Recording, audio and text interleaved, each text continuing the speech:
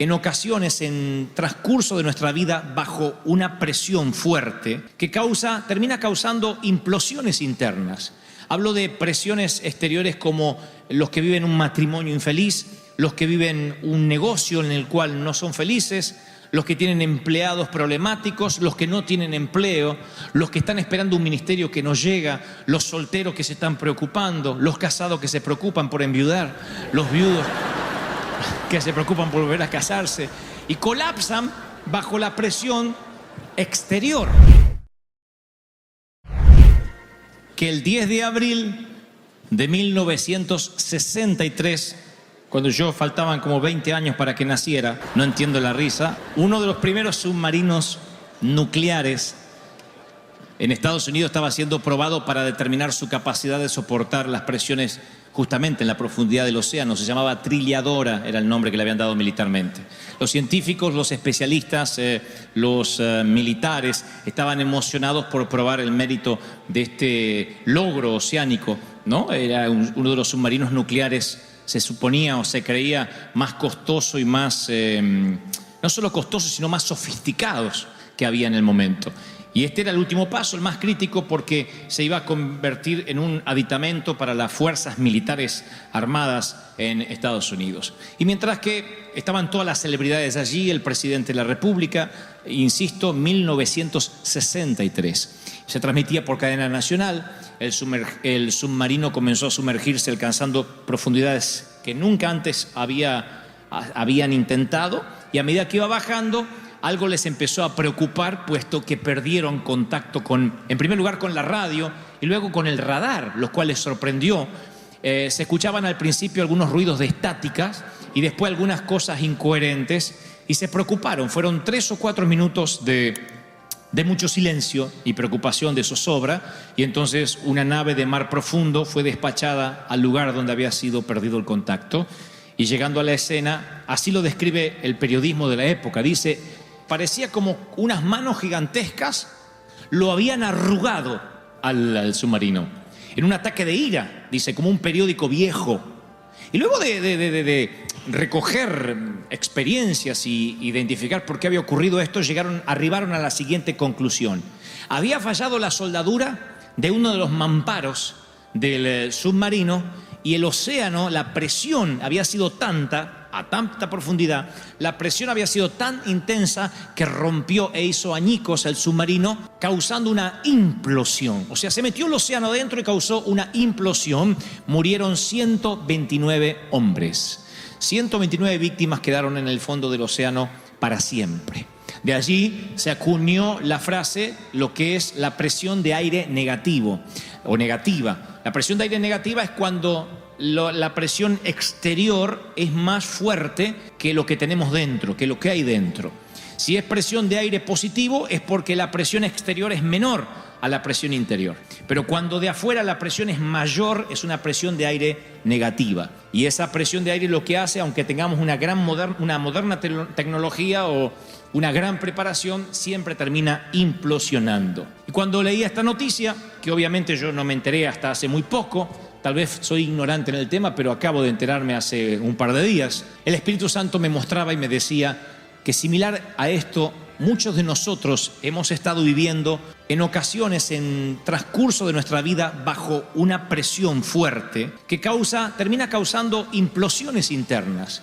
Hablo de presiones exteriores como los que viven un matrimonio infeliz, los que viven un negocio en el cual no son felices, los que tienen empleados problemáticos, los que no tienen empleo, los que están esperando un ministerio que no llega, los solteros que se están preocupando, los casados que se preocupan por enviudar, los viudos que se preocupan por volver a casarse, y colapsan bajo la presión exterior. La presión exterior es como que hay toda una corriente que nos dice: es por acá donde tenemos que ir. Voces que no paramos de oír. Yo pensaba, si un submarino con tanta tecnología, tan caro, con todo lo que en la época se podía brindar, de pronto colapsó, implosionó por una pequeña rajadura. Me pregunto si en la vida no nos pasará exactamente igual, si no tendremos pequeñas grietas por donde de pronto la presión es tan intensa que no lo soportamos.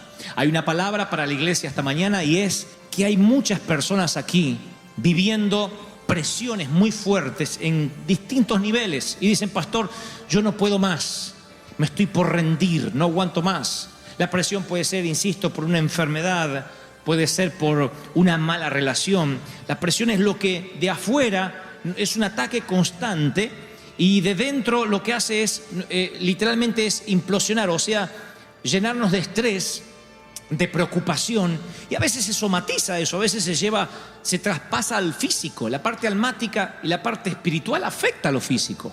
La Biblia dice en Romanos 12:2, la Biblia versión Phillips dice: no permitas que el mundo alrededor te apriete en su propio molde. Oigan, no permitas que la presión externa te apriete, sino deja que Dios te rehaga, de modo que toda tu actitud mental sea cambiada. Así probarás en la práctica que la voluntad de Dios es buena. Romanos 12:2. Tener a Cristo en el corazón no es simplemente un distintivo que te pone como cristiano, sino que tener a Cristo es que su presencia te llena y es más fuerte lo que hay adentro que la presión exterior. Es más fuerte lo que tienes dentro. Por eso no te puede pasar lo del submarino nuclear nunca, porque es tanto lo que Dios te llena y te va llenando y te va llenando, que de pronto la presión interna es más fuerte que la externa. Tengo base bíblica para esto. Primera de Juan 4:4 dice: mayor es el que está en nosotros. Alguien tiene que decir amén. Que el que está afuera, que el que está en el mundo es mayor. O sea, si estás en las profundidades y dices: pastor, vine pero estoy en las profundidades, estoy tapado de algas. Si estás en las profundidades, no te rindas. Porque cuando salires a la guerra y te encontrares con un pueblo más grande que tú, no tengas temor, porque yo, Jehová, peleo las batallas por ti, dice el Señor. Yo estoy contigo. ¿Lo creen, sí o no? Ahora, yo decía hoy, hay un punto en nuestra vida donde nos damos por vencidos, donde decimos: no puedo más. Esto nos pasa a todos los mortales, a todos los seres humanos. Hay momentos, yo le llamo el punto de resignación. Todos tenemos un punto de resignación, donde nuestra paciencia llega hasta cierto nivel y después decimos: no puedo más. Y no está mal que tengamos un punto donde no podamos más. No está mal, porque hay un momento donde somos humanos y necesitamos derrumbarnos en la cama y decir: Señor, ayúdame. No tenemos que ser superhéroes toda la vida. Hay momentos que podemos llorar, aún siendo hombres, los varones. Hay momentos que podemos decir: no puedo más, estoy triste. Eso no está mal, porque somos humanos, somos cuerpo, alma y espíritu, tripartito. El tema es que hay alguien que te observa, hay alguien que cuidadosamente graba tus puntos de renuncia, de resignación, y es Satanás. Él tiene mucha paciencia y sabe que hay un momento en que nosotros nos rendimos. ¿Y qué hace? Él sabe que tiene que levantar oposición. No puede detener nada de lo que Dios nos quiere dar. Pero como les dije hace un fin de semana atrás, el viernes, el diablo no puede robarte tu ministerio, pero puede quitarte el gozo de servir. No puede robarte la salvación, pero puede robarte el gozo de la salvación. Y de pronto transformarte en alguien aburrido, triste, donde la presión externa es tan fuerte que por una pequeña grieta que todos podemos llegar a tener, se mete el océano externo. Y un día estás deprimido, angustiado y no sabes por qué. Pero hay algo que, insisto con esto, yo no creo en eso de que necesariamente porque mi abuelo era un sinvergüenza, la sinvergüenzasura está dentro del corazón. No, acabo de inventar esa segunda palabra. Yo no creo que porque era vago tu tatarabuelo, la vagancia corre por tus venas. No, yo creo que cuando venimos a Cristo somos nuevas criaturas y las cosas viejas pasaron. Y aquí el Señor hace todas las cosas nuevas, pero eso no nos quita la cultura, eso no nos quita la educación, eso no nos quita que lo que nos enseñaron permanece por años. Y entonces uno tiene que enfrentarse a la cultura, y la cultura nos presiona. Por ejemplo, mi papá siempre me dijo que yo tenía que comprar, que rentar, alquilar se dice en Argentina. Rentar es tirar el dinero. en cualquier cosa. Eso es tirar dinero. Y le digo, ¿qué pasa si uno no puede comprar y tiene que rentar? Es tirar dinero. Y su mentalidad se me metió, había una presión externa. Mi submarino, que era chiquitito, yo era un submarinito de 10 años, se sumergió en el océano de los Goebbels. Y los Goebbels empezaron a decir, si quieres tener algo, tienes que tener lo propio, si renta eres pobre. Los Goebbels me presionaron con un montón de frases que no tenemos, no hay, no se puede. Y Dios tenía que sanear eso en mi corazón. Papá me decía siempre que todo lo que podía lograr era con trabajo. Y se lo agradezco, porque creo que el que no trabaja, que no coma, dice Proverbios. ¿Sabían que decía eso la Biblia? Sí, llévenselo para algún marido. El que no trabaja, que no coma. Les voy a poner en pantalla a mi papá. ¿Quieren conocer a mi papá? Este es mi papá tal como lo conoció mi mamá en un baile. Dice, sí. Dice que el viejo, no era viejo ahí, tenía 24, 23 años, le guiñó un ojo así, le dijo, ¿estás sola? Y antes iba al baile con la mamá, acompañada. Así que le hizo así, como diciendo, la vieja no, a usted. Y la sacó a bailar. Ahí van a ver a mi papá en pantalla ahora. Ese es mi papá. No entiendo qué pasa, que un poco me ofende, como diciendo, ¿y ese hijo tuvo con ese? Le salió mal el hijo, y bueno, fue el cuarto, fueron probando. Hizo 3 borradores mi mamá hasta que quedé yo. Ese es mi papá, alemán, muy trabajador, muy trabajador. Y se tuvo que mantener a todos sus hermanos, porque su mamá, la abuela, la oma, enviudó muy joven, y él tuvo que salir a mantener la finca. Así que ya a los 8 años, 8 años y medio abandonó el colegio y no pudo estudiar más. Pero igual era un galán, como ustedes verán. Parece un galán de México, ¿no es cierto? Esos galanes de novelas mexicanas antiguas. Ojos azules, ahí no se ve, ojos azules, muy azules, rubio. Y él se le acercó a mi mamá y le dijo, bailamos. Y la sacó a bailar a la vieja y la tuvo bailando hasta hace poco. Y este es mi papá ahora. Esto fue hace un par de años atrás cuando estuve en Argentina. Ahora le voy a mostrar a mi papá ahora. Él ya tiene 89 años. Ayer hablé con él, 89 años. 89 años tiene el viejo. Ayer hablé con él. Ahora, ¿por qué les estoy mostrando esta foto? Porque mi papá está muy lúcido. Tiene 89 años, casi 90. Y va a vivir... Mi papá se va a morir cuando tenga ganas, porque es alemán. Los alemanes deciden cuando se mueren.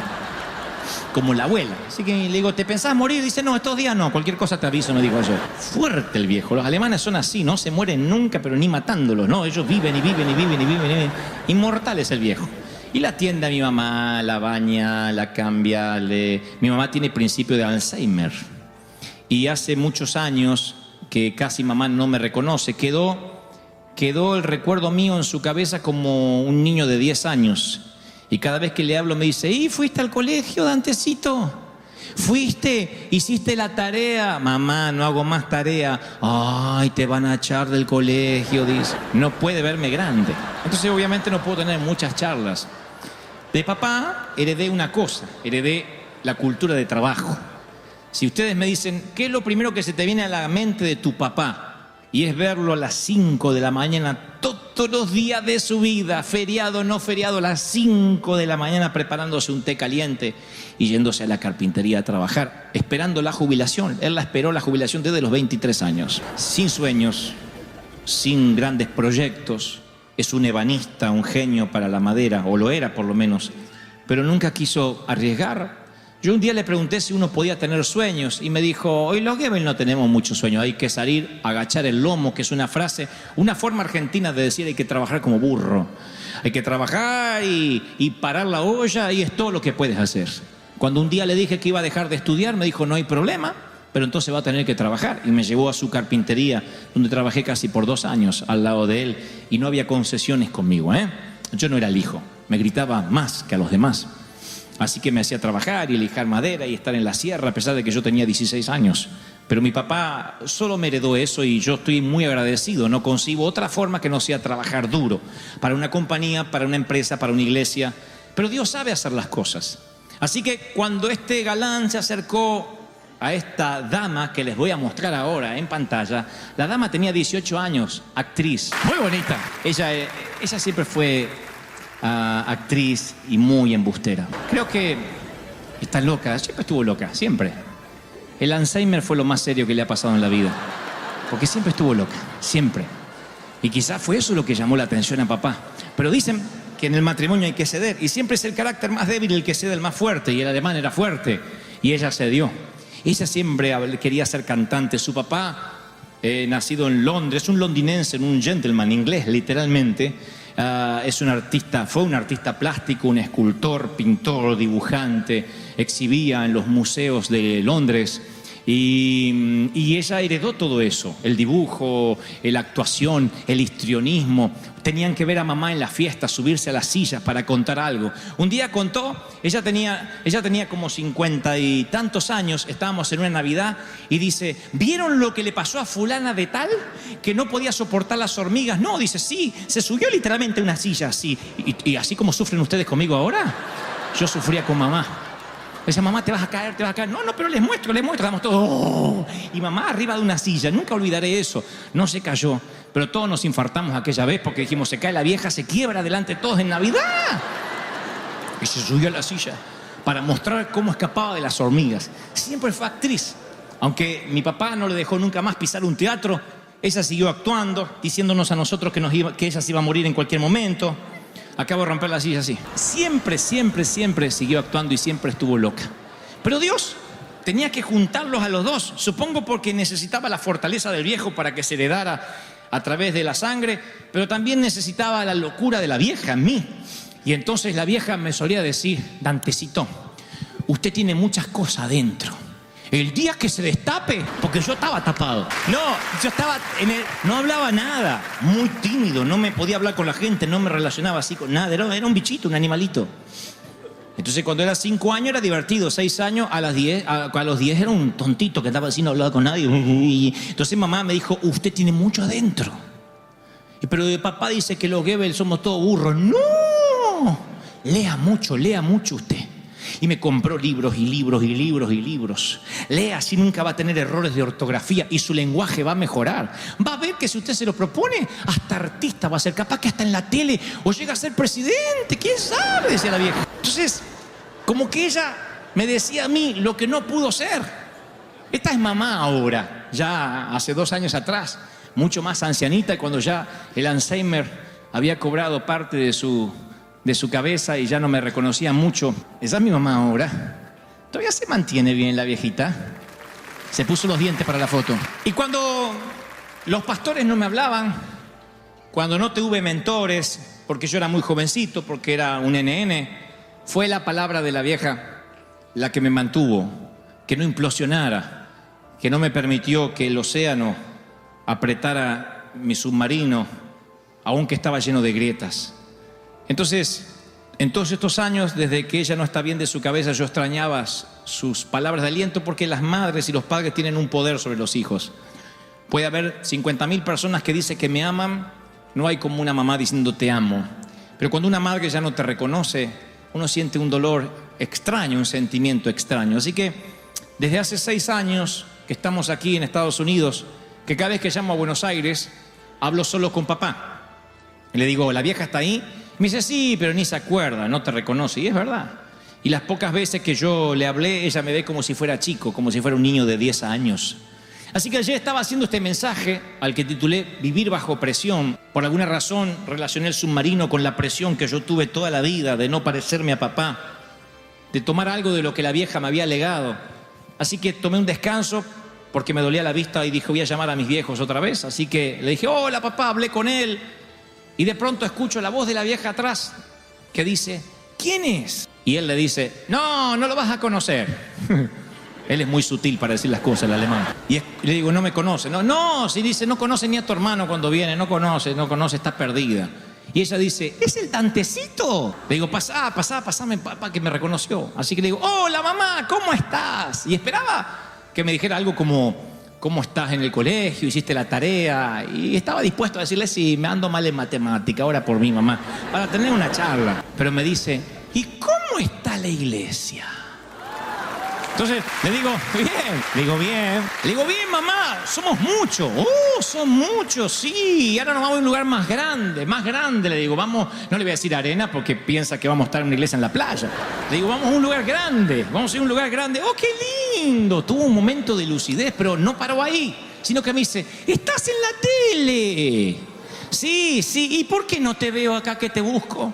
Le digo, porque estoy en Estados Unidos, mamá.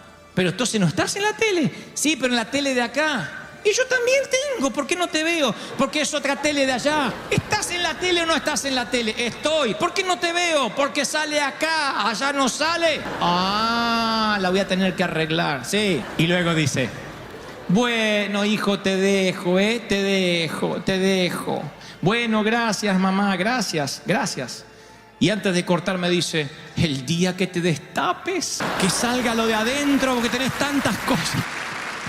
Esa es la frase de mi madre. De haber seguido con la lucidez, ayer le hubiese dicho que ya me destapé. Que pasaron muchos años desde que perdí la vergüenza. Hubiese querido decirle que finalmente no oí la voz del viejo. Que finalmente no le creí que los Goebbels éramos todos burros.